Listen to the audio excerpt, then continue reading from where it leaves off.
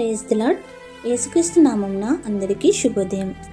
జనవరి 21వ తేదీ 2026 బుధవారం కొరకు ఏర్పాటు చేయబడిన ఈ రోజు దేవుని వాక్య వాగ్దానం. యెషయా గ్రంథము 51వ అధ్యాయము 7వ వచనం. నీతి అనుసరించు వారులారా నా మాట వినుడి, నా బోధను హృదయమందుంచుకున్న జనులారా ఆలకించుడి. మనుషులు పెట్టు నిందకు భయపడకుడి, వారి దూషణ మాటలకు దిగులు పడకుడి. ఆమేన్. ప్రియమైన దేవుని జనాంగమా, మనుషులు కత్తిపోటి వంటి మాటలు పలుకుతారు. అవి హృదయంలో నొచ్చుకుని వేదన కలుగుతుంది. అందుకే వాటి అందు లక్ష్య పెట్టక యేసయ్య మీద ఆనుకుని ధైర్యం కలిగి ఉండమని బైబిల్ చెబుతున్నది. ఆయన బోధనలను హృదయమున ఉంచుకుని నీతి కలిగి ఆయన మార్గంలో నడుస్తుంటే దిగులు లేకుండా, భయం లేకుండా ధైర్యం కలిగి ఉంటారని ఈరోజు దేవుని వాక్య వాగ్దానం తెలుపుతుంది. యేసుక్రీస్తు ప్రభువు బాహుబలం కలిగిన దేవుడు. ఏదైనా సమృద్ధి స్థితిలో నిలపాలన్నా, దానిని ఇంకిపో చేయాలన్నా ఆయనే గనుక మనం ఆయనకే భయపడాలి, ఆయన సన్నిధిలో నివసించాలి, ఆయనకే ప్రార్థన చేయాలి, ఆయన నుంచి మనం ఫలాలు పొందాలి.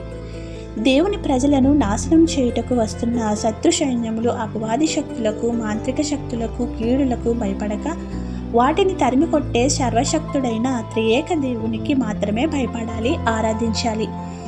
ఒక దారిలో వచ్చే శోధనలు 7 దారుల్లో వేసి మనల్ని రక్షించేవాడు సర్వశక్తిమంతుడైన యేసుక్రీస్తు. ఆయనను ఆరాధిస్తూ దీవించబడుతున్న మనం మనుషులు పెట్టు మాటలు, నిందలకు భయపడవద్దనే రూఢిగా సెలవిస్తున్నాడు. దిగులు పడవద్దు, నీకు నేను తోడై ఉన్నాను, నిన్ను బలపరిచి నీకు ధైర్యం ఇస్తానన్న దేవునిపై ఆనుకుని బలమైన విశ్వాసంలో కొనసాగే ఆత్మీయ స్థితిని దేవాది దేవుడు మనకు అనుగ్రహించును గాక. ఆమేన్. ప్రార్థన.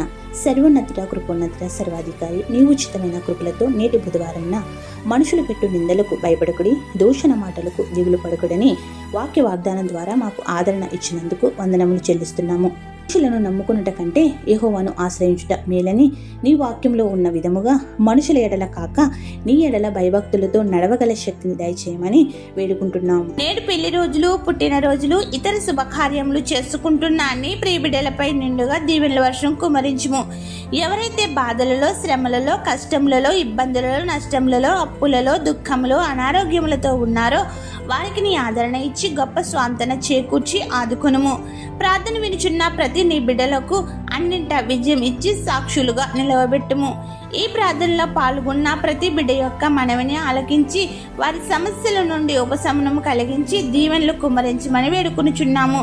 ఈ పరిచర్య చేయుచున్న మాపై నీ ఆశీర్వాదములను, తలాంతులను, భాగ్యములు, స్వస్థతలు, గర్భఫలములు పెంచమని వేడుకుంటూ ఏ అంశం మరచితమో విడిచితమో అవన్నీ నీకే సమర్పిస్తూ తండ్రి, కుమార, పరిశుద్ధాత్మ త్రియేక దేవుని నామమున నీ వాక్కు ద్వారా ధైర్యమును, బలమును, శక్తిని పొందగల స్థితిని మన ఎల్లరకు దేవాది దేవుడు అనుగ్రహించి గొప్ప కాపుదల దయచేయును గాక. ఆమేన్. ఇట్లు దేవుని సువార్త పరిచర్యలో మీ సహోదరి. ఆమేన్. God bless you. అందరికీ మరణాత. ఇటు రీతిగా దేవుని సువార్త పరిచర్య కొనసాగించుటకు, మమ్మలను ప్రోత్సహించుటకు ఈ ఛానల్ను సబ్స్క్రైబర్ చేసుకోవాలని కోరుచున్నాము.